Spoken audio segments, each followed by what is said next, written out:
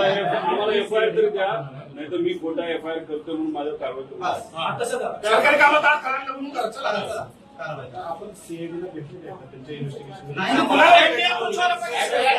साहेब एक महिना झाला एक स्टेटमेंट आहे बघा, पोलीस साहेब एक महिना झाला एक स्टेटमेंट तरी आले सीआयडीचं.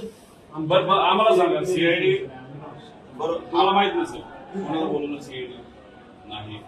त्याचा रोहित सिंग अमेरिकेत जाऊन आला, तो दिल्लीत येऊन बसला, सीआयडी त्याला अजून नाही बोलवलं. व्हीके सिंग जो मालक आहे त्याला अजूनपर्यंत बोलवलं नाही. त्याच्याबरोबर मेंटेनन्स करणारा महाराष्ट्रात बसणारा जो त्यांचा माणूस आहे त्यालाही अजून बोलवलं नाही. सीसीटीव्ही बद्दल फक्त इथे गोळा केले त्यांनी आम्हाला काल.